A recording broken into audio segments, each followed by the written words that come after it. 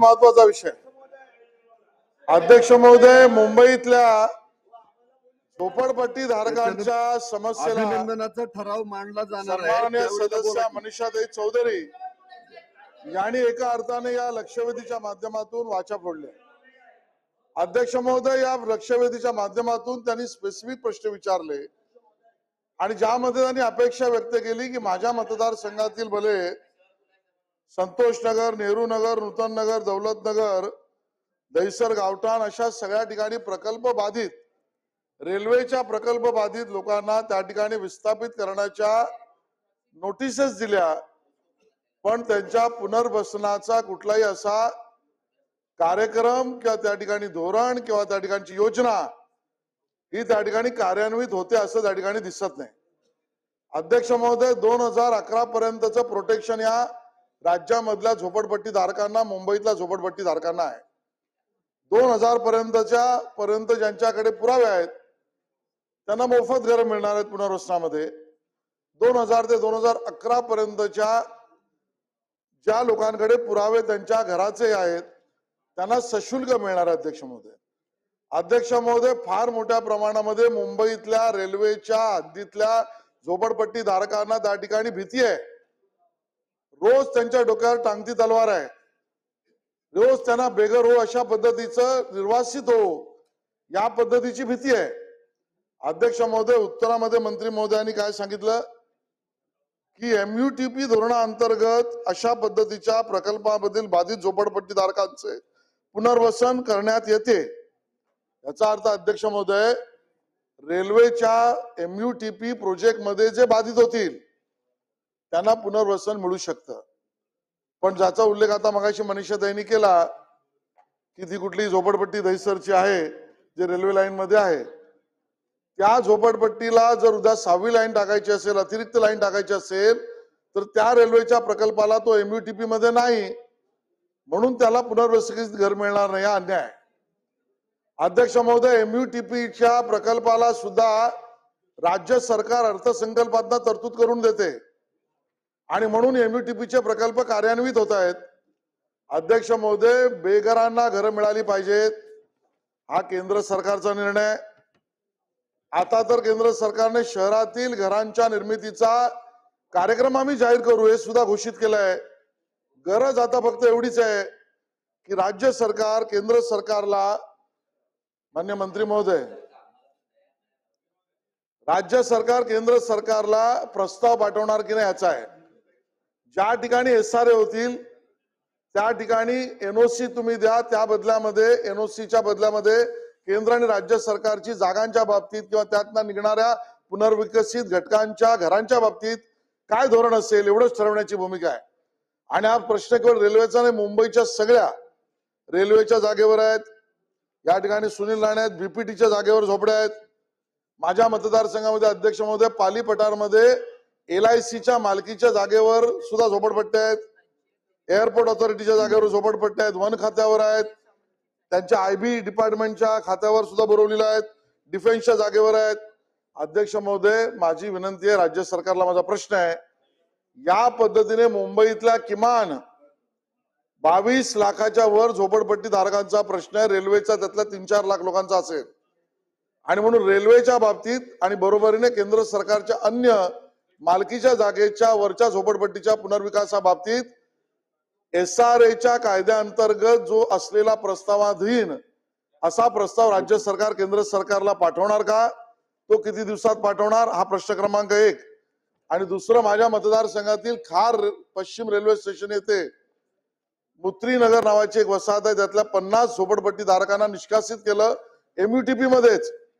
पण या 50 झोपडपट्टी धारकांची पात्रता आणि पुनर्वसन झालं नाही, त्याबद्दल रेल्वे प्रशासनाला आपण सांगणार का?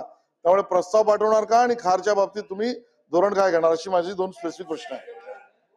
अध्यक्ष महोदय, सन्माननीय सदस्य आशिष शेलार साहेबांनी अतिशय महत्वाची सूचना या ठिकाणी मांडलेली आहे की रेल्वेच्या जागेवर असलेल्या झोपडपट्ट्या आणि त्यांचं पुनर्वसन. आणि मला असं वाटतं की ज्यांनी आता सांगितलं की मुंबई नागरी परिवहन प्रकल्पाच्या अंतर्गत येणाऱ्या झोपड्यांचं पुनर्वसन आणि त्याचं जे पुनर्वसन होतं तसंच रेल्वेच्या जागांवरच्या झोपड्यांचं पुनर्वसन झालं पाहिजे अशा पद्धतीची माननीय आशिष शेलार साहेबांची देखील मागणी आहे. परंतु या संदर्भात केंद्र शासनाशी चर्चा केली जाईल, रेल्वेशी चर्चा केली जाईल. परंतु ही चर्चा करत असताना जो प्रस्ताव तयार करायचा आहे, मी या ठिकाणी आशिष शेलार साहेबांना, मनीषाताईंना आश्वस्त करतो की अतिरिक्त मुख्य सचिवांच्या अध्यक्षतेखाली एक समिती तयार करून हा प्रस्ताव करण्यासाठी त्यांना 30 दिवसाचा वेळ दिला जाईल. आपल्या सगळ्या लोकप्रतिनिधींची चर्चा केली जाईल आणि हा प्रस्ताव केंद्र शासनाकडे पाठवला जाईल.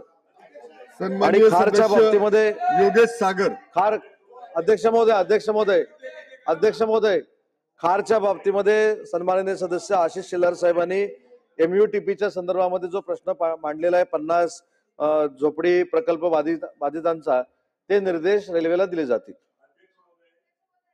अध्यक्ष महोदय, मी 2009 पासून मंत्री महोदय हेच उत्तर पाहतोय. आम्ही तिथे बसले होते तेव्हा हे इथे बसले होते, तेव्हाही हे उत्तर. 2014 ते 19 आम्ही इथे होतो तेव्हाही हेच उत्तर. 2.5 वर्ष परत तिकडे होतो तेव्हाही हेच उत्तर आणि आताही हेच उत्तर आहे. अध्यक्ष महोदय, हे उत्तर लोकांना, अध्यक्ष महोदय, या सरकारकडे अपेक्षा आहेत. खास करून माननीय एकनाथरावजी शिंदे साहेबांच्या सरकारकडे लोकांच्या अपेक्षा आहेत. अध्यक्ष महोदय, MUTPच्या नावाने मंत्री महोदय, माझ्या मतदारसंघामध्ये पोईसर विभाग आहे. त्या पोईसरमध्ये MUTPच्या जिथे रॅक घातले गेलेत, रेक हा अतुलजींकडे आहेत, रेक केलेत रॅक, ते MUTPचा प्रोजेक्ट. पण MUTPच्या गाड्या जिथे पार्क करणार आहेत ते MUTPचा प्रोजेक्ट नाही. आपण बघा काय इथे दुरावस्था आहे ती. म्हणजे ज्याच्यावर गाडी चालणार आहे त्या ट्रॅकवरती ते MUTP, आणि त्या गाडी जिथे पार्क होणार आहे ते MUTPचा प्रोजेक्ट नाही. आणि अशा लोकांना अध्यक्ष महोदय निष्कासित करण्याचं काम रेल्वे करत आहे. अध्यक्ष महोदय, सरळ सोपं आहेत, अगदी सरळ आणि सोपं आहेत. परंतु अध्यक्ष महोदय, या संदर्भामध्ये लोअर परेल ते दहिसर, पश्चिम रेल्वेचा मी केवळ उल्लेख करतोय, लोअर परेलचे दहिसर 7,500 झोपडे अशा पद्धतीने बाधित आहे, ज्यांना नोटिसा गेल्या आहेत. सरकार जर याच्या संदर्भामध्ये, अध्यक्ष महोदय, किती संवेदनशील असतील त्याचं उदाहरण मी देतोय. माननीय तत्कालीन मुख्यमंत्री देवेंद्र फडणवीस जी असताना 2018 मध्ये असा निर्णय केला, जोगेश्वरी मधल्या रेल्वे प्रॉपर्टीच्या लोकांना, अध्यक्ष महोदय, मानखुर्द मध्ये आपण शिफ्ट केलंय. आपण त्यांना जागा दिली, मानखुर्द मध्ये जागा दिली अध्यक्ष महोदय, आणि ती MMRDAच्या माध्यमातून दिली. माननीय मुख्यमंत्री महोदय, आपण MMRDAचे पदसिद्ध अध्यक्ष आहात. माझी विनंती मंत्री महोदयांना याच्या संदर्भामध्ये फार गांभीर्याने बघण्याची आवश्यकता आहे. आणि मुंबई शहरामध्ये रेल्वेच्या झोपडपट्टीमध्ये, रेल्वेच्या अडचणीमध्ये, आणि अशा पद्धतीने आपण इथे हाऊसिंग डिपार्टमेंट चालवतो, आपली जबाबदारी आहे महाराष्ट्राच्या लोकांना, त्यांना महाराष्ट्रातच घर मिळालं पाहिजे, मुंबईतच घर मिळालं पाहिजे, शक्यतो तिथेच मिळालं पाहिजे. SRA ऑथॉरिटी आणि MMRDA ऑथॉरिटी रेल्वे बरोबर बसून रेल्वेचा जागेचा TDR जनरेट होतो, तो TDRच्या माध्यमातून रेल्वेला तिकडे जागा देता येते, आपण तो TDR तिकडे समाप्त करू शकतो. अशा पद्धतीने याचा मार्ग निघता येतो. जर सरकारला करायचा असेल तर एकही व्यक्ती मुंबईच्या बाहेर जाणार नाही आणि प्रत्येक व्यक्तीला घर मिळेल. सरकार या संदर्भात सर्व जनप्रतिनिधी ज्यांचे मतदारसंघामध्ये रेल्वेचे झोपडपट्टी आहे त्यांना, आणि रेल्वेच्या अधिकाऱ्या आणि रेल्वेचे केंद्रीय मंत्रीबरोबर आपण दिल्लीला बैठक करणार का, हा माझा पहिला प्रश्न आहे. इकडून एक प्रश्न सुटत नाही, आम्हा सर्वांना आपण दिल्लीला घेऊन जा, कारण इकडे अधिकारी एक ऐकतात आणि सांगतात तिकडे दुसरं. त्यामुळे आपण दिल्लीला सर्व रेल्वेच्या संबंधित मतदारसंघामधले आमदारांना घेऊन एक संयुक्त बैठक लावा आणि याचा मार्ग काढणार का अध्यक्ष महोदय, आणि किती दिवसात लावणार, हा माझा प्रश्न आहे. अध्यक्ष महोदय, पुढच्या 2 ते 3 दिवसामध्ये तातडीनं या बैठकी संदर्भातली विनंती केंद्रीय रेल्वे मंत्र्यांना केली जाईल. आणि ज्या दिवशी केंद्रीय रेल्वे मंत्री वेळ देतील त्या दिवशी ज्याच्या मतदारसंघामध्ये हा रेल्वेचा प्रश्न आहे त्यांना घेऊन आशिष शेलार साहेबांच्या नेतृत्वाखाली स्पेशल विमानाने दिल्लीला नेलं जाईल. सन्माननीय सदस्य अजयजी चौधरी. हॅलो, धन्यवाद अध्यक्ष महोदय. अध्यक्ष महोदय, मी आपल्या माध्यमातून मंत्रिमंडळांना सांगू इच्छितो की ह्या रेल्वेच्या अधिकाऱ्यांची दादागिरी प्रचंड वाढलेली आहे, कोणातही ऐकत नाहीत. माझ्या इथे परळ स्टेशनच्या शेजारी 4 दिवसापूर्वी 18 झोपड्या भर पावसामध्ये बुलडोझर लावून तोडण्यात आल्या. त्यातल्या 8 झोपड्यांना MMRDAने तुम्हाला घरं देतो म्हणून असं पत्र दिलं होतं, परंतु थांबण्याची कुठेही तसदी रेल्वे अधिकाऱ्यांनी घेतली नाही. इतकंच नव्हे तर आदरणीय अध्यक्षांनी त्यांना एक पत्र लिहिलं होतं आणि त्या पत्रामध्ये लिहिलं होतं जीएमला की महाराष्ट्र शासनाचा आणि एका कोर्टाचा आदेश आहे की पावसाळ्यामध्ये कुठल्याही झोपड्या निष्कासित करण्यात येऊ नये. ते पत्र पाठवलं असताना देखील रेल्वे प्रशासनाने ऐकलं नाही. अध्यक्ष महोदय इतकंच नव्हे तर अध्यक्ष महोदयांनी ज्यावेळी कारवाई करायला अधिकारी आले त्यावेळी ती कारवाई करू नका अशा प्रकारची विनंती जीएमला केली. जीएम म्हणाले मी खाली निरोप पाठवतो आणि त्यानंतर जीएमने आपला मोबाईल बंद करून टाकला. एवढी दादागिरी, एवढा उर्मटपणा रेल्वे प्रशासनाचा आलेला आहे. त्यामुळे अध्यक्ष महोदय याच्यावरती ठोस कारवाई ही महाराष्ट्र सरकारने करणं अत्यंत आवश्यक आहे.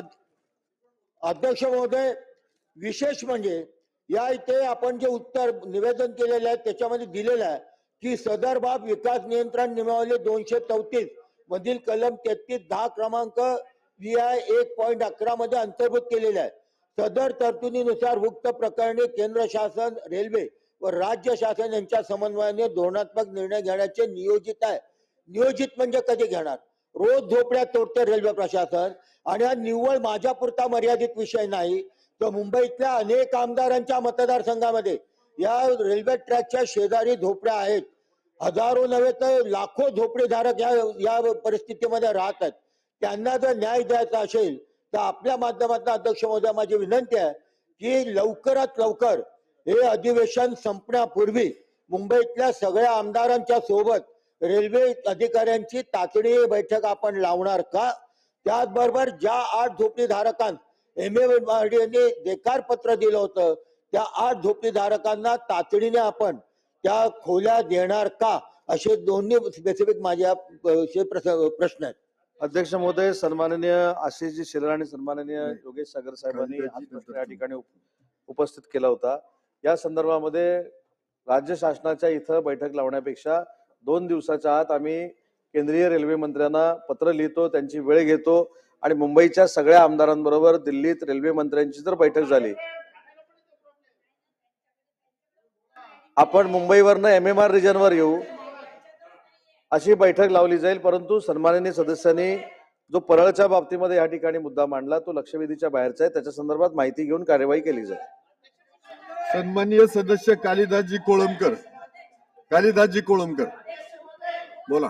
अध्यक्ष महोदय, मुंबई शहरातील हा झोपडपट्टीचा अत्यंत महत्वाचा प्रश्न आहे आणि हा झोपडपट्टी मुंबई शहरामध्ये जी दिवसेंदिवस वाढत आहे. माझी अध्यक्षांना महत्वाची आणि मंत्री महोदयांना विनंती आहे की वाढणारी झोपडी थांबवण्यासाठी मुंबईचे वार्ड ऑफिसर, मुंबईतील सिनियर पोलीस स्टेशनचा अधिकारी यांना जबाबदार करा, ह्या मताचा मी आहे. आणि दुसरा, दहिसर ते विटी पर्यंत एकूण नाही मध्ये 13,000 झोपड्या आहेत. सुप्रीम कोर्टाने त्यांना नोटीस दिली आहे. भविष्य काळामध्ये ह्या झोपडपट्टीवरती ऍक्शन कधी घेण्याचा प्रयत्न झाला तर मुंबईमध्ये असंतोष निर्माण होईल. माझी एक शासनाला विनंती आहे, धारावीचं जे डेव्हलपमेंट चालू आहे त्यामध्ये त्यांना मर्ज करता येत असेल तर मंत्री महोदय आपण प्रयत्न करा, एवढी माझी विनंती आहे. सन्मान्य अध्यक्ष महोदय, सन्मान्य सदस्य कालिदास कोळंबकर साहेबांनी जी माहिती या ठिकाणी सांगितली ती तपासून पाहिली जाईल. असलम शेख महोदय, खरं म्हणजे चौधरी साहेबांनी आशिषजींनी सांगितलं ते खरं आहे. अख्ख्या मुंबई शहरामध्ये कुठलाही प्रकल्प असला आणि कोणाची घरं जात असतील तर त्यांना घराच्या बद्दल घर दिली पाहिजे. मालाडमध्ये 4 महिन्या आधी रेल्वेवाल्यांनी घरं तोडलेली आहे, अजूनपर्यंत त्यांना काही देण्यात नाही आलेलं आहे, त्या विचारही करण्यात आलेला नाही. महानगरपालिकांनी त्यांना लिहूनही दिलेलं आहे की हे गेल्या 1970 पासून इथे राहत आहेत. दुसरा, सशुल्कच्या संदर्भात आशिषजी आता बोलत होते, सशुल्कची पॉलिसी गेल्या 3 महिन्यापासून होतच नाही. तर मला एक प्रश्न असा आहे की आपण या अधिवेशनामध्येच या संदर्भामध्ये जे आमदार मुंबईमध्ये राहत आहेत त्यांच्या संदर्भात तुम्ही मिटिंग लावणार, त्यासोबतच महानगरपालिकाचे आयुक्त आणि त्यांचे कन्सर्न डिपार्टमेंटला बोलवा, म्हणजे आपली जे पॉलिसी ठरत नाही कमीत कमी आपली जे प्रकल्प आहे त्यामध्ये त्यांना देता येईल. म्हणून आपण या अधिवेशनाच्या काळामध्येच ते बैठक बोलवणार का? सन्मान्य अध्यक्ष महोदय, या संदर्भात स्थानिक स्तरावरचे प्रश्न सोडवण्यासाठी अधिवेशन संपायच्या अगोदर महानगरपालिका आणि रेल्वे प्रशासनाच्या अधिकाऱ्यांसमवेत मुंबईच्या सगळ्या लोकप्रतिनिधींना बोलून बैठक लावली जाईल. अतुलजी भातखळकर. अध्यक्षजी, शेवटला तुम्ही. शेवटला मुंबई तुम्ही. शहरातल्या अत्यंत महत्वाच्या रेल्वे जमिनीवरच्या किंवा केंद्र सरकारच्या आस्थापनांवरच्या झोपडपट्टीच्या संदर्भातली ही लक्षवेधी आहे. उत्तरामध्ये असं म्हटलंय की ही धोरणात्मक बाब आहे आणि या संदर्भामध्ये केंद्र सरकारला आम्ही लिहू. अध्यक्ष महोदय, माननीय योगेश सागरांनी सांगितल्याप्रमाणे ही लक्षवेधी किंवा हा विषय वारंवार सभागृहात चर्चेला येतोय. एमयूटीपीच्या अंतर्गतले जे रेल्वे प्रोजेक्ट आहेत याच्यामध्ये 50% राज्य सरकार वाटा उचलत आहे. केंद्र सरकारच्या पण काही समस्या आहेत की त्यांना पॉलिसी निर्णय करायचा असेल तो देशभराकरता करावा लागेल आणि त्यामुळे त्यांनी अनेक ऑप्शन दिले होते. माझा मुद्दे 2 प्रश्न स्पेसिफिक आहेत. केंद्र सरकारच्या जमिनीवर जरी झोपडपट्ट्या असल्या, लोक राहत असली तरी सुद्धा ती आपल्या राज्यामधली आहेत. आपण या सदनाने प्रधानमंत्री आवास योजनेच्या संदर्भातला 2011चा कायदा पास केलाय आणि त्यामुळे इरिस्पेक्टिव्ह ऑफ केंद्र सरकारच्या पॉलिसी शिवाय केंद्र सरकारच्या जमिनीवर राहणारे जी लोक आहेत त्यांना आपणच प्रधानमंत्री आवास योजनेमध्ये घर देण्याची धोरणात्मक निर्णय आपण करायला आपले हात कोणी बांधलेत. आणि त्यामुळे माझा पहिला स्पेसिफिक प्रश्न असा आहे की जमीन कोणाची असेल, 2011च्या कायद्याच्या अंतर्गत जे पात्र होत आहेत त्यांना प्रधानमंत्री आवास योजनेमध्ये घर देऊन त्या ठिकाणचे प्रोजेक्ट क्लिअर करण्याचं धोरण राज्य सरकार स्वीकारणार का, हा माझा पहिला स्पेसिफिक प्रश्न आहे. त्याचबरोबर आता पावसाळा आहे, रेल्वेला आपले प्रोजेक्ट करायचे ते आवश्यक आहेत. हार्बर आता गोरेगाव पर्यंत आली आहे, ती बोरिवली पर्यंत पोहोचवायची आहे. पण हे जरी महत्वाचं असलं तरी सगळी परिस्थिती लक्षात घेता, पावसाळ्याचे दिवस लक्षात घेता, जर का रेल्वेने काही तोडक काम करण्याचा प्रयत्न केला तर त्यांना पोलीस प्रोटेक्शन देणं किंवा न देणं हे राज्य सरकारच्या हातामध्ये आहे. आणि त्यामुळे ते पोलीस प्रोटेक्शन पुढचे 6 महिने कुठल्याही परिस्थितीत राज्य सरकार देणार नाही, अशा प्रकारचा निर्णय राज्य सरकार आता जाहीर करणार का, असे माझे 2 स्पेसिफिक प्रश्न आहेत. अध्यक्ष महोदय, सन्मान्य सदस्य अतुलजींनी जो मुद्दा मांडला त्याच्याशी झोपडपट्टी प्रकल्प बाधितांचं पुनर्वसन होऊ नये ही काही शासनाची भूमिका नाही. त्याच्यासाठी वेगवेगळ्या ज्या योजना आहेत त्याच्यामध्ये केंद्र शासनाची प्रधानमंत्री योजना देखील आहे. परंतु याच्यासाठी धोरणात्मक निर्णय, याचा अर्थ केंद्र शासनाची चर्चा करावी लागेल. आणि जे आशिषजींनी या ठिकाणी सांगितलं की अशा पद्धतीचा सकारात्मक प्रस्ताव पाठवण्यासाठी एसीएस नगर विकासच्या अध्यक्षतेखाली कमिटी नेमली जाईल. 30 दिवसाच्या आत हा प्रस्ताव केंद्र शासनाकडे पाठवला जाईल आणि सायमल्टेनियसली रेल्वे मंत्र्यांची वेळ घेऊन या संदर्भातल्या अडीअडचणी दूर करण्यासाठी बैठक लावली जाईल. आणि आता जे पोलीस डिपार्टमेंटच्या बाबतीमध्ये अतुलजींनी या ठिकाणी सांगितलं त्याबद्दल तपासून पाहू, आपल्या सगळ्यांची चर्चा करू आणि योग्य तो निर्णय घेऊ. सन्माननीय सदस्य मनीषाताई चौधरी. महोदय, सन्मान्य मंत्री महोदय म्हणतायत की आपण केंद्राकडे वेळ घेऊन त्यांच्यावर मीटिंग लावू. अध्यक्ष महोदय, मी 2014 पासून जेवढे रेल्वे मंत्री झाले, जेवढे राज्यमंत्री झाले रेल्वेचे, सगळ्यांबरोबर मीटिंग घेतल्या. त्यांच्याकडे स्टिरिओटाईप एकच उत्तर आहे की आमच्या ह्याच्यामध्ये त्यांचं पुनर्वसन करण्याचं धोरण नाही. आपल्याला राज्य शासन म्हणूनच त्याचा निर्णय घ्यावा लागेल.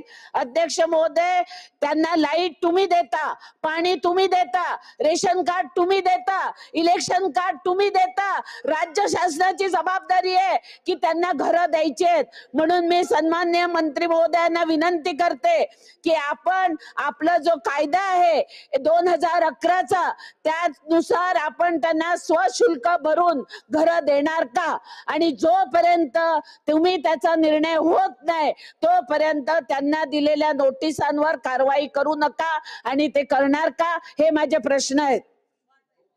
अध्यक्ष महोदय, दोन महत्वाच्या गोष्टी याच्यामध्ये आहेत की MUTPच्या बाबतीतले नियम हे वेगळे आहेत आणि रेल्वेच्या जागेवरच्या आणि केंद्र शासनाच्या जागेवर SRA स्कीम आजपर्यंत महाराष्ट्रामध्ये मुंबईमध्ये कुठेही झालेली नाही आणि त्याच्यामुळं प्रस्ताव हा नक्की सकारात्मक पाठवू आणि चर्चा देखील करू आणि सर्वोच्च न्यायालयानं जो निकाल दिलेला आहे की पावसाळ्यामध्ये कुठचंही बांधकाम निष्काळजित करू नये या संदर्भातल्या सूचना रेल्वेला दिल्या जातील.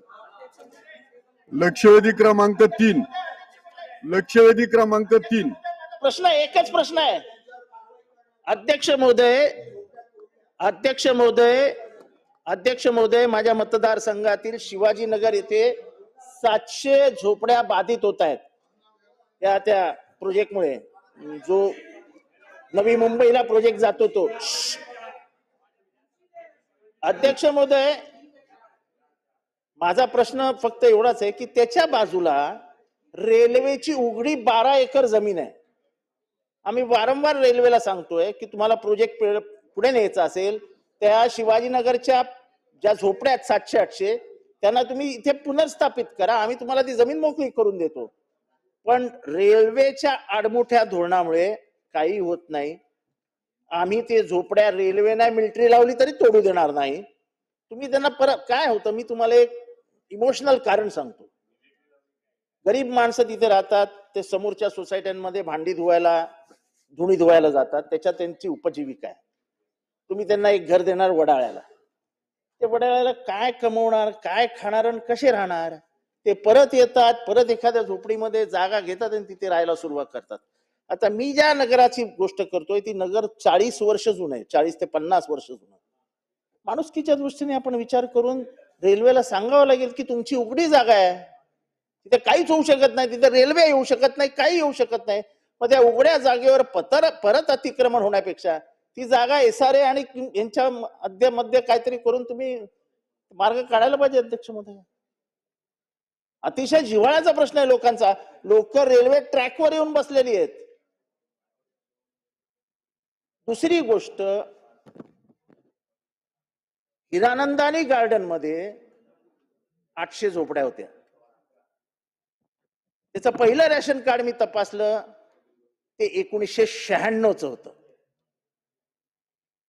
एक दिवशी रात्री human rights commission, it's a commission, it's not a court, त्यांनी आदेश दिला 800 झोपड्या खटाक तोडून टाकल्या.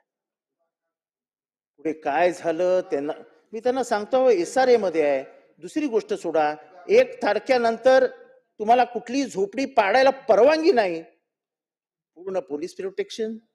पोलिसांना विचारलं, म्हटलं हा कायदा आहे की नाही? नाही, तो म्हणाले आता कोर्टाने आदेश दिला. मग कोर्ट नाही म्हटलं, कमिशन आहे ते. पण मुख्यमंत्री महोदय, मी म्हणजे सामंत साहेब तुमच्या लक्षात आणून देतो की ह्युमन राईट्स कमिशन इज ओव्हरस्टेपिंग. हायकोर्टाने दिलेल्या निर्णयावरती देखील ह्युमन राईट्स कमिशन मध्ये चर्चा होते. ह्युमन राईट्सच्या मर्यादा काय, हा प्रश्न ह्याचा नाही आहे, पण अनुषंगाने मी सांगतो की 800 झोपड्या ज्या पाडल्या त्याला कारण काय दिलं? ह्युमन राईट्स कमिशननी सांगितलं. अरे human rights commission social justice देण्यासाठी आहे, ह्युमन राईट्सचं प्रोटेक्शन करण्यासाठी आहे की ह्युमन राईट्सचं वट्ट्याबोळ करण्यासाठी आहे? साहेब, आपण लॉ अँड ज्युडिशरी सेक्रेटरीला त्यांना एक आदेश पाठवायला लावा की तुमच्या मर्यादा काय आहेत. कायद्यात त्यांच्या मर्यादा दिलेल्या आहेत. उच्च न्यायालयामध्ये प्रलंबित असलेल्या खटल्यासंबंधी कुठलाही आपण हिअरिंग करू नये. सरळ हिअरिंग करतात, निर्णय देऊन मोकळे होतात. त्यांना विचारणारं कोण नाही, समजून घेणारं कोण नाही आणि लोकांवरती सर्रास अन्याय करतात. तेव्हा हा एक प्रश्न आहे. पण साहेब, रेल्वेला धडा शिकवावा लागेल. उघड्या जमिनीत ठेवल्या आहेत, मग कल्याणमध्ये लोकांना घाबरवतात, मुंबऱ्यामध्ये लोकांना घाबरवतात. अख्ख्या मुंबईमध्ये मध्यंतरी तर घाटकोपर कांजूरमार्ग लफडं झालं. मी स्वतः गेलेलो तिथे. तेव्हा साहेब, हे सगळं थांबवायला हवं. रेल्वेच्या बापाच्या जमिनी नाही आहेत, आम्ही जमिनी दिल्या आहेत त्यांना. त्यांना जो ट्रॅक टाकलेला आहे तो महाराष्ट्राच्या जमिनीतनं गेलेला आहे. आणि असंच असेल तर एक दिवशी सगळे पक्ष एकत्र येऊन रेल्वे बंद करू, बघूया काय करतात. आवडते प्रश्नावरती. अध्यक्ष महोदय, या ठिकाणी सन्माननीय सदस्य जितेंद्र आव्हाड जे म्हणाले ती खरी गोष्ट आहे. मुंबई महानगरपालिकेमध्ये देखील सर्व महानगरपालिकेचे अधिकारी त्रस्त आहेत या ह्युमन राईट्स कमिशनला. काही संबंध नाहीये. वारंवार तिथे बसलेले लोक असे निर्णय घेतात आणि सांगतात AMC ने एवढा फाईन भरायचा, तेवढा फाईन भरायचा. त्याच्यामुळे सरकार म्हणून ह्युमन राईट्स कमिशनचे काय अधिकार आहेत, कशामुळे ते इंटरव्हेन करतात, ही भूमिका ठरणं फार गरजेचं आहे. मुद्दा क्रमांक 1. आणि अध्यक्ष महोदय, माझ्या मतदारसंघातलं मला मांडायचं होतं, ज्याच्यासाठी मी मागाशी हात वर करत होतो. माझ्या मतदारसंघामध्ये गोळीबार रोड आहे, तो मोठा होतोय. रोड मोठा झाला पाहिजे, मान्य आहे. कैलास कॉम्प्लेक्सच्या तिथे रोड मोठा होतोय. त्यानंतर वर्षानगरला पाण्याची टाकी तयार होते, त्या ठिकाणी काही झोपड्या तोडल्या जातात. माझं अध्यक्ष महोदय एवढंच म्हणणं आहे की आपण विकासाच्या कामाला, म्हणजे हे सगळे प्रोजेक्ट मीच पाठपुरावा करून करतोय, पण माझ्या घाटकोपरच्या एकाही माणसाला मी माहुलला जाऊ देणार नाही. मग ते अण्णाभाऊ साठे स्मारक तयार करत असताना त्या भागातले असतील किंवा माझ्या घाटकोपरमध्ये कुठेही डेव्हलपमेंटचं काम होत असेल त्या भागातले असतील, या सगळ्यांना त्यांना घाटकोपरमध्ये जागा दिली पाहिजे. या संदर्भामध्ये माननीय मंत्री महोदयांनी सकारात्मक उत्तर द्यावं.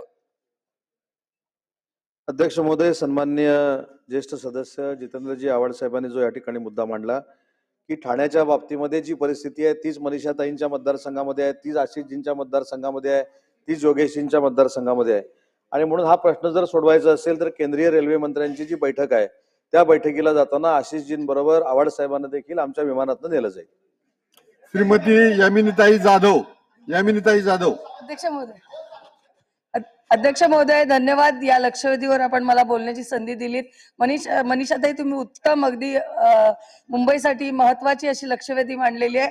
2 प्राधिकरणाची इथे चर्चा झाली, एक म्हणजे केंद्र शासन आणि राज्य शासन. पण या झोपडपट्टीशी संबंधित असं महत्वाचं जे प्राधिकरण आहे आणि ते म्हणजे मुंबई महानगरपालिका. ताई, तुम्ही उल्लेख केला त्यांच्याकडे रेशन कार्ड आहे, आधार कार्ड आहे, किंबहुना त्या संबंधित वॉर्डच्या कॉलनी ऑफिसरनी दिलेले फोटो पास, जी पात्रता बघून दिले गेलेले जातात, ते फोटो पास सुद्धा त्यांच्याकडे असताना, अध्यक्ष महोदय, माझ्या विभागात डॉकेट स्टेशनच्या वरती पेनिन्सुला कंपनी होती जी रेल्वेची, जी अस्तित्वात नाही. रेल्वेचा त्याच्याकडे कुठलाही काही आधार नाही, फक्त पेनिन्सुला कंपनी आहे. आज त्याच्याकडच्या त्या झोपड्या आहेत, ह्या बाधित होत आहेत पावसामुळे. आणि अध्यक्ष मध्ये त्यांच्याकडे फोटो पास असताना सुद्धा त्यांना, मी म्हणत नाही, मी म्हणजे काही लोकांनी सन्मान्य सदस्यांनी त्यांच्या परीनं मागणी केली की त्यांना तिथेच प्रस्थापित करा, पण माझं म्हणणं आहे की किमान प्रस्थापित करा. कारण ज्या वॉल खाली येतात त्याच्याबरोबर झोपडपट्ट्या येतात आणि ते फोटो पास धारक आहेत, ते आपला महानगरपालिकेला कर भरतात. तर ह्या प्राधिकरणाला सुद्धा यात महत्वाचा वाटा आहे, तो लक्षात घ्यावा, एवढंच माझं म्हणणं आहे. अध्यक्ष महोदय, ही दहिसरच्या परिसरामध्ये असलेली आता लक्षवेधी पूर्ण मुंबईभर पसरलेली आहे. माझी विनंती अशी आहे की या संदर्भामध्ये गांभीर्य ओळखूनच रेल्वे मंत्र्यांशी बैठक घेण्याचा निर्णय घेतलेला आहे. या संदर्भात राम कदम साहेबांनी जी एक भूमिका मांडलेली होती की त्यांच्या घाटकोपर भागातले लोक पुनर्वसन करण्यासाठी दुसऱ्या ठिकाणी नेले जातील, तर ते नेले जाणार नाहीत, हे देखील निर्देश दिले जातील. त्याच परिसरामध्ये तिथं कुठं त्यांचं पुनर्वसन करता येईल यासाठी निर्णय घेतला जाईल. आणि आव्हाड साहेबांनी जो महत्वाचा मुद्दा हिरानंदानी पवईचा जो या ठिकाणी मांडला, त्या ठिकाणची देखील पावसाळा असताना एवढ्या इमर्जन्सीनं का त्या झोपड्या पाडल्या याची देखील चौकशी केली जाईल आणि अधिवेशन संपायच्या अगोदर एका बैठकीचं आयोजन करून निर्णय घेतला जाईल. सन्माननीय सदस्य लोढा साहेब. अध्यक्ष महोदयांनी आदेश दिलेले आहेत की माननीय हायकोर्टाचे निर्णय आणि ते तुम्ही मगाशी म्हटलात की पावसाळ्यामध्ये पडता येणार नाही. जसं माननीय आव्हाड साहेबांनी मगाशी मुद्दा उपस्थित केला ह्युमन राईट्सचा, त्याचा काही संबंध नाही. त्या प्रशासनाने, विशेष करून पोलीस असेल काय असेल संबंधित, त्यांनी ह्युमन राईट्सचा उल्लेख करून आम्ही त्यांच्या आदेशाने हे पाडतोय अशा पद्धतीचं त्या ठिकाणी कारवाई केलेली आहे. ती माहिती तशा पद्धतीची आमच्याकडे आहे. ती परवा अध्यक्ष महोदयांनी त्याच पद्धतीच्या सूचना दिल्या. आता हा मीटिंगनं प्रश्न नाही सुटणार. मी तुम्हाला सांगतो की ही कीड थांबवायची असेल, गरिबांना राहायचाच अधिकार नसेल, सरकारला वाटत तो सरकारचा प्रश्न आहे, पण गरिबांना पण राहण्याचा आणि जगण्याचा अधिकार असेल असं सरकारला वाटत असेल तर जे काही संबंधित अधिकारी आहे ज्यांनी याचा दुरुपयोग केला आणि त्या बिल्डरसाठी काम केलं हिरानंदानीसाठी, त्याच्यावर कारवाई करणार का, हा याच्यातला प्रश्न तो होता.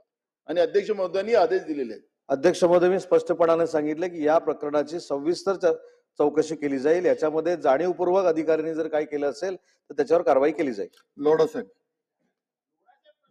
एक मी आमदार पण आहे माननीय आव्हाड साहेब.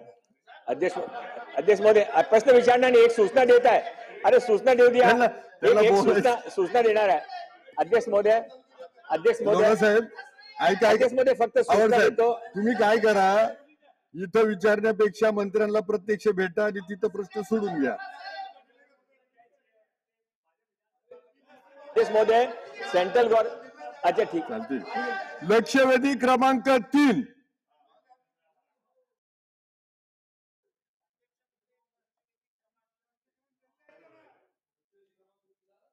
लक्षवेधी क्रमांक